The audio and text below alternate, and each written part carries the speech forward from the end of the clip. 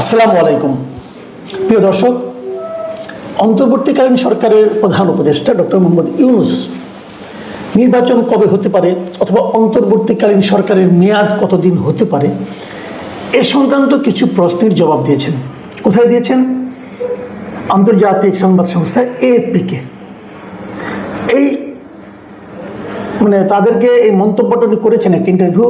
সেটা হলো যে জাতিসংঘ জলবায়ু সম্মেলন যে COP29, যেটা আজারবাইজানের রাজধানী বাকুতে হচ্ছে, সেখানে উনি অংশ নিতে গিয়েছিলেন এবং সেখানে সেই সম্মেলনের ফাঁকে এই যে মাঝখানে কিছুক্ষণ অবসর থাকে, বাইরে এসে বসেন, সেই সময় অল্প সময়ের জন্য এএফপিকে তিনি সেই ইন্টারভিউটা দেন এবং সেই ইন্টারভিউয়ে তাকে এই প্রশ্নটা করা হয়েছিল যে আপনি নির্বাচনটা কবে দিবেন অথবা আপনার সরকার কতদিন আর থাকতে চাচ্ছে সরকার হিসাবে।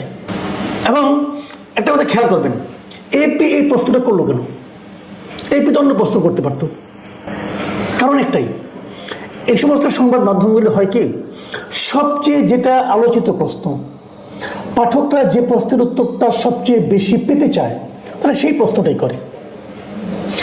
এখানেও এপি জানে যে সারা দুনিয়ার মানুষ যেমন এবং বাংলাদেশের মানুষও তেমনি যে প্রশ্নের উত্তরটা এই অন্তর্বর্তীকালীন সরকার অথবা সরকারের প্রধান ডক্টর ইউনূসের কাছ থেকে জানতে চান, সেই প্রশ্নটা হলো যে আপনি নির্বাচনটা কবে দিবেন অথবা আপনারা আর কতদিন থাকবেন অথবা উল্টো করে বললে আপনারা কবে যাবেন। এটাই এই মুহূর্তের সবচেয়ে আমার বিবেচনাতেও বার্নিং কোশ্চেন। জবাবে ডক্টর ইউনূস কি বলেছেন? ইউনূস মোট কথা যেটা বলেছেন বটম লাইন, যে অন্তর্বর্তী সরকারের মেয়াদ যতটা সম্ভব ছোট হওয়া উচিত, উনি নিজেই বলছেন। এটা পৃথিবীর সবাই বলবে যে অন্তর্বর্তী অর্থটা কি ভাই? অন্তর্বর্তী অর্থ হলো একটা রাজনৈতিক সরকার ছিল আর একটা রাজনৈতিক সরকার আসবে, এই মাঝের যে সময়টুকু, এই সময়টুকু যারা সরকারে থাকবেন, যে সরকার থাকবেন, সেই সরকারটি অন্তর্বর্তীকালীন সরকার। তো উনি সেই অন্তর্বর্তীকালীন সরকার হিসাবে আছেন, সরকারের প্রধান হিসেবে আছেন। এই সরকারের মূল দায়িত্বটা কি? আপনারা আবার ভাবুন একবার, এই সরকারের মূল দায়িত্বটা কি? আমরা শুরু থেকেই বলছি, আমার বিবেচনায় এই সরকারের দায়িত্ব ছিল দুটো। প্রথমত দায়িত্ব হলো যে তারা একটা নির্বাচন দেবে, অবাধ, সুষ্ঠু এবং নিরপেক্ষ নির্বাচন, যে নির্বাচনের মাধ্যমে এদেশের মানুষ বেছে নিতে পারবে যে আগামী 5 বছরের জন্য তারা কোন সরকারটাকে চাইবে। সরকার কে হবে এটা বেছে নেওয়ার দায়িত্ব দেশের জনগণের। ঢাকা শহরের শিক্ষিত লোকের যেমন দায়িত্ব, তেমনি গ্রামের অজপাড়াগের একজন কৃষকের যেমন দায়িত্ব, তেমনি একজন বেকার যুবকের দায়িত্ব, তেমনি একজন রিক্সা চালকের দায়িত্ব। সবাই মিলে সিদ্ধান্ত নেবে তারা কাকে চায় পরবর্তী 5 বছরের জন্য সরকার হিসেবে। এই কাজটা এই অন্তর্বর্তীকালীন সরকার করে দেবে। আরেকটা কি করবে? আমাদের একটা বিটার এক্সপিরিয়েন্স, তিক্ত অভিজ্ঞতা ছিল, সেটা হলো যে একটা সরকার ক্ষমতায় এসে নিজেকে কিভাবে স্বৈরাচারিতে রূপান্তরিত করে, যাতে এরকম ভাবে নতুন যে সরকারটা আসবে তারা যাতে নিজেদেরকে স্বৈরাচারিতে পরিণত করতে না পারে সেই ব্যবস্থা তারা করে দেবে। কিছু সংস্কার করবে, আমাদের সংবিধানের সংস্কার করবে, নির্বাচন পদ্ধতিতে সংস্কার করবে, বিচার বিভাগের সংস্কার করবে, এগুলি কিছু সংস্কার তারা করবে। এই তো মোদ্দা কথা। আর এর বাইরে আরেকটা অনুচ্চারিত আকাঙ্ক্ষা ছিল জনগণের, সেটা কি, যে যতদিন এই কাজগুলো করতে ওনাদের সময় লাগবে, সেটা 2 মাসই লাগুক, 2 বছরই লাগুক, যাই লাগুক, ততদিন দেশটা তারা মোটামুটি মানুষকে স্বস্তির মধ্যে রাখবে, স্বস্তিদায়ক অবস্থায় মানুষ থাকতে পারবে। জিনিসপত্রের দাম মানুষের কাছে থাকবে গ্রহণযোগ্য মাত্রায়। আগে যেরকম সিন্ডিকেটের কবলে জিনিসপত্রের দাম বেড়ে যেত, চাঁদাবাজির জন্য জিনিসপত্রের দাম বেড়ে যেত, সেগুলো যেন না থাকে, তারা এটাই চেয়েছে, এর চেয়ে বেশি কিছু চায়নি। এই সরকার কি তা দিতে পেরেছে? যদি দিতে পারত তাহলে এই সরকারের মেয়াদ নিয়ে কেউ কোনো প্রশ্ন করতো না। কিন্তু দিতে পেরেছে কি, এটা নিয়ে কিন্তু প্রশ্ন উঠেছে। ডক্টর ইউনূস এপ্রিল ইন্টারভিউ কি বলেছেন সেগুলো আপনাদের আমি একটু একটু পড়ে শোনাতে চাই এবং ওনার কথা থেকে শোনাতে চাই। যেমন উনি বলেছেন যে আমরা হলাম অন্তর্বর্তী সরকার, আর তাই তার মেয়াদকাল যতটা সম্ভব সংক্ষিপ্ত হওয়া উচিত। এটা কিন্তু একদম সত্য কথাই বলেছেন। কিন্তু আমরা কি দেখি, আমরা আগের অন্তর্বর্তীকালীন সরকার যেগুলি ছিল সেগুলি মেয়াদ কত ছিল আপনাদের মনে আছে? 91 সালে আমরা একটা পেয়েছিলাম যারা নির্বাচন কন্ডাক্ট করেছিল, 96 পেয়েছি, 2001 পেয়েছি, 2008 পেয়েছি, আমরা 4টে পেয়েছি অরাজনৈতিক সরকার। তাদের মেয়াদ কত ছিল? 2008 যে ইলেকশনটা হয়েছে, 2007 জানুয়ারিতে যে সরকারটা এসেছিল সেটা 2 বছর ছিল। ওটাকে আমরা বলি 111-এর সরকার বা সেনাবাহিনী সমর্থিত সরকার বলি, অনেকে মঈনুদ্দিন ফখরুদ্দিন ইয়াজউদ্দিন সরকার বলে নানাভাবে আখ্যায়িত করা হয়। এই সরকারের স্মৃতি, এই সরকারের পারফরমেন্স নিয়ে মানুষের মনে কিছু কিছু সন্দেহ কিন্তু আছে, কিছু কিছু বিতর্ক আছে। বাট আগের তিনটা সেগুলো নেওয়া ছিল 3 মাস মাত্র, তারা 3 মাসে একটা ভালো নির্বাচন দিয়ে গিয়েছিল, তারা কোনো আবার সংস্কার করেনি। তো সেই 3 মাসকে যদি আমি মাথায় রাখি, 3 মাস হতে পারে অথবা 6 মাস হতে পারে, অথবা 1 বছর হতে পারে, 1.5 বছর, কিছুটা তো হতে পারে। সময়টা কতদিন আসেন আমরা দেখি। কিন্তু এখন আমি আরেকটা কথা বলি, আগের যে সরকারগুলি ছিল তারা কিন্তু আমার বিবেচনায় তাদের কিন্তু ব্যর্থতা নিয়ে এতটা কথা ওঠেনি, যেটা অবশ্য 111 গভর্নমেন্টে উঠেছিল। তার একটু দুর্নীতিতে জড়িয়ে পড়েছিল বলে শেষ দিকে বলা হচ্ছিল, প্রথম দিকে না শেষ দিকে বলা হচ্ছিল। তো এই সরকার সম্পর্কে কি বলা হচ্ছে, এরা কিন্তু এখন পর্যন্ত আমি যতটুকু শুনছি এদেরকে করাপ্ট অথবা দুর্নীতিবাজ কেউ বলছে না এখন পর্যন্ত। আগামী দিনে বলবে কিনা আমি জানি না, এখনো বলছে না। কিন্তু কি বলছে, বলছে এদেরকে আনারি সরকার বলছে, মানে অতটা এক্সপার্ট না করে। আর কি বলছে, এই আনারি করার কারণে তারা অনেক ব্যর্থতা পরিচয় দিয়েছে বিভিন্ন সেক্টরে। দাম কমেনি, এটা আপনারা সবাই জানেন। আইন শৃঙ্খলা খুবই খারাপ অবস্থা, এটা আপনারা সবাই জানেন। আর অনেক কিছু যখন সে আলোচনায় আজকে আমরা যাই। ডক্টর ইউনূস আর কি বলেছেন, ডক্টর ইউনূস এআরপিকে বলেছেন যেভাবে প্রতিশ্রুতি দেওয়া হয়েছে সেভাবেই একটি অবাধ এবং নিরপেক্ষ নির্বাচন আয়োজন করা হবে। এই জায়গাটা আমার কাছে একটু কনফিউজিং মনে হয়েছে। কনফিউজিং মানে কি, উনি বলেছেন যেভাবে প্রতিশ্রুতি দেওয়া হয়েছে, কার কাছে দেওয়া হয়েছে প্রতিশ্রুতি, মানে কাকে এই নির্বাচন সম্পর্কে কি প্রতিশ্রুতি দিয়েছেন আমি মনে করতে পারছি না।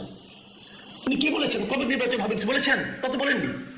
বলেছেন সংস্কারের কথা, যে সংস্কার যখন হবে, হ্যাঁ এই সংস্কার নিয়েও উনি কিছু কথা বলেছেন। কি বলেছেন সেটাও আমরা শুনি। তিনি বলেছেন যে কত দ্রুত নির্বাচন অনুষ্ঠিত হবে সেটি নির্ভর করবে কত দ্রুত গণতান্ত্রিক সংস্কার করা হচ্ছে তার উপর। সবচেয়ে গুরুত্বপূর্ণ বক্তব্য হলো ওরা এই জায়গাটা, মানে নির্বাচনটা কত দ্রুত হবে সেটা নির্ভর করবে যে গণতান্ত্রিক সংস্কার যেটা হাতে নেওয়া হয়েছে সেটা কত দ্রুত শেষ হবে তার উপর। এখানে আমি একটা প্রশ্ন করতে চাই, সংস্কারটা কে করছে? এই সংস্কারের জন্য যে কমিশনগুলো গঠন করা হয়েছে, কমিশনগুলো কে গঠন করেছে? আপনি তো করেছেন, আপনার সরকারই তো করেছে। এখন সংস্কার করতে কতদিন লাগবে এটা নির্ভর করবে কিসের উপর বলুন তো? এটা নির্ভর করবে আপনারা সংস্কারের জন্য যাদেরকে দায়িত্ব দিয়েছেন তাদের যোগ্যতার উপর। তারা যদি অযোগ্য লোক হয় তাহলে দীর্ঘ সময় নিয়ে এটা করার চেষ্টা করবে, তারপরে ভালো কিছু হবে না, তখন সেটাকে আবার সেকেন্ড টাইম করতে হতে পারে। আমি জানি না কতটুকু দিন লাগবে। কিন্তু আপনারা যদি ধরে ধরে অযোগ্য লোককে নিয়ে আসেন, অযোগ্য লোককে সংস্কার করার দায়িত্ব দেন, তাহলে সংস্কারের সময় লাগবে। আর যদি আপনি যোগ্য লোককে দায়িত্ব দেন সময় কম লাগবে। যাদের আপনারা সংস্কার যে 6টা কমিশন অলরেডি গঠন করা হয়েছে, আর 4টা কোনো পূর্ণাঙ্গ কমিশনই গঠন করতে পারেননি আপনারা, ধরে নিলাম এই 6টাই। এই 6টা নির্বাচন কমিশন অথবা সংবিধান অথবা বিচার বিভাগ অথবা পুলিশ আর আপনার ধরুন প্রশাসন, এই জায়গাগুলি আমি এই কটা যদি ধরি, এই সংস্কারগুলি যাদের কিন্তু আপনারা করাচ্ছেন সেই লোকগুলোকে খুব দুর্দান্ত যোগ্য লোক, এমন কথা আমি এখন পর্যন্ত কারো কাছে শুনিনি। বরঞ্চ এ নিয়ে মিশ্র প্রতিক্রিয়া অনেকেরই আছে, আমার নিজেরও আছে। এ নিয়ে আমি একাধিক অনুষ্ঠান করেছি এবং আমার ওই বক্তব্যে আমি কারোর কাছ থেকে কোনো সুন্দর জবাবও পাইনি। জবাব যখন পাইনি তখন ভেবে নিয়েছি যে আমার বক্তব্যটা ঠিকই আছে।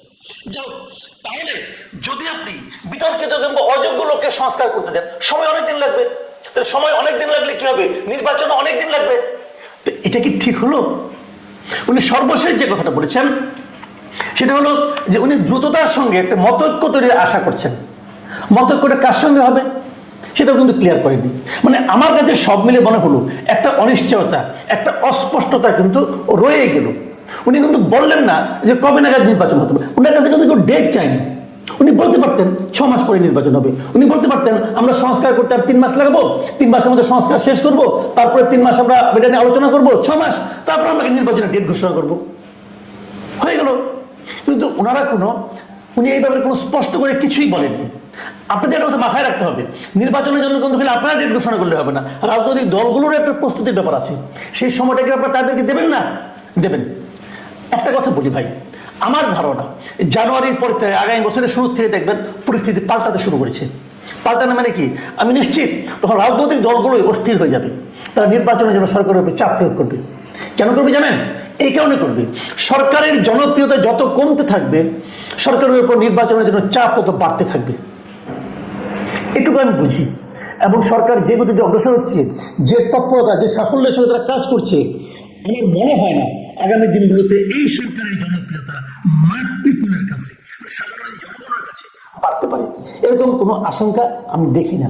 যদি না বাড়ে তাহলে সরকার উপর চাপ বাড়বে, তাহলে কি সেই সরকার এবং রাজনৈতিক দলগুলোর মুখোমুখি অবস্থানে দাঁড়াবে? আমি জানি না কি হবে। আমি সরকারকে রিকোয়েস্ট করব, আপনারা আপনাদের যারা গোয়েন্দা বাহিনী আছে, বিভিন্ন ধরনের লোক আছে, আপনারা তাদের সঙ্গে আলাপ করুন, জিজ্ঞাসা করুন যে সাধারণ মানুষের পালসটা কি, সাধারণ মানুষের স্পন্দনটা কি, সাধারণ মানুষ এই সরকার সম্পর্কে কি ভাবছে, সাধারণ মানুষের কাছে এই সরকারের গ্রহণযোগ্যতা এই অগাস্টের ফার্স্ট উইকের চেয়ে বর্তমান সময়ে বেড়েছে না কমেছে? যদি কমে তাহলে আপনারা একভাবে সিদ্ধান্ত নেন যে দ্রুত কাজটা করতে হবে, আর যদি বাড়ে তাহলে ওয়েট করেন, আমার কোনো সমস্যা নেই। আমি খালি একটা অনুরোধ করবো, ডক্টর ইউনূস একজন আন্তর্জাতিক খ্যাতিসম্পন্ন মানুষ, উনি যেন এই অন্তর্বর্তী সরকার থেকে যখন চলে যাবেন উনি যেন সম্মান নিয়ে যেতে পারেন, এই প্রত্যাশাটা আমি করি। প্রিয় দর্শক, এখন এই পর্যন্তই। আল্লাহ হাফিজ।